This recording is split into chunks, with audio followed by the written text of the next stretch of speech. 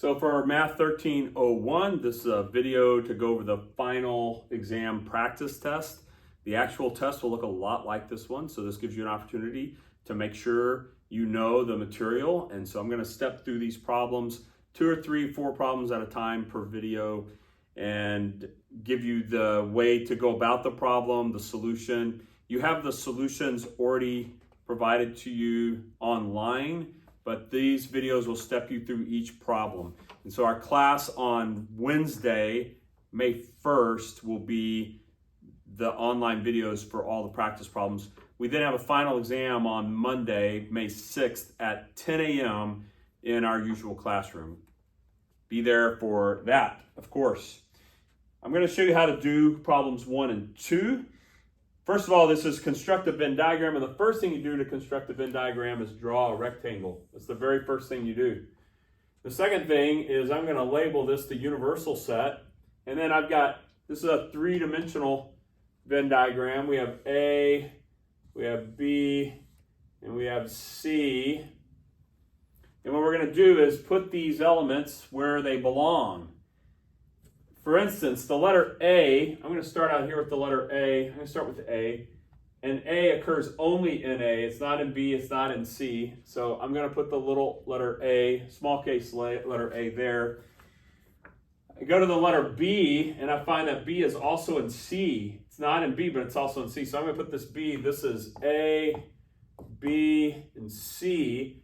So this one, B, goes right there. Then I'm going to go to letter C, and I find the same thing. After that, we find that E and F are only in B, A and B. And then in G, we go to G here. So we got all of A done. G only occurs in B. So I'm going to put that G up there. No, it doesn't. It occurs in C. Sorry. I see it now. G occurs in B and C. G. And then we are out of A and B. Now we move to C. So we've already done B, C, and G. We need H, I, and J. H, I, and J occurs only in C. H, I, and J occurs only in C. We're not done, though. We need to now go back to the universal set. So we have A, B, C, D. Oh, where's D? D is only in A also. I lost D there. D. A, B, C, D, E, F. So we have those. There's A, all 6 of those. We have B done now, and we have C, but we have to go back to the universal set, which also includes K and the letter L. K and L. So we make sure and write those out here in this universal set. So that's how you would construct the Venn diagram in order to depict, using a Venn diagram, this set, the universal set in these 3 subsets.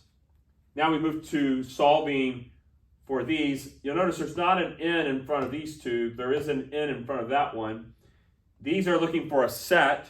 That's a set, A union B, the set of A union B, written in roster form like this. This is looking for a number. The N stands for give me a number. A union B is all the elements in A or in B.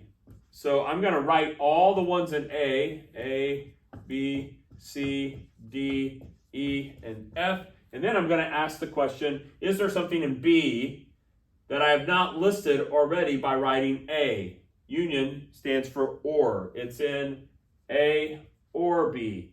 So I look and see that E and F were already written, but G was not. That gives me a set. That gives me a set of 1, 2, 3, 4, 5, 6, 7 elements. There's 6 in A. There's 1 in B that was not already in A. We don't want to write them down twice, but we have to make sure we include all of them. Now that's union. The intersection is the word and. B intersects C. B intersects C. I'm looking for items that are in B that are also in C. E is not. F is not. but G is in both B and C. So the roster form of that one is just a single letter, the letter G. But notice you got to put a squigglies around it to note that it's a roster. Then we have the number of elements in A intersect B. I'm going to write A intersect B, though, in roster form. And the intersection between A and B is E and F.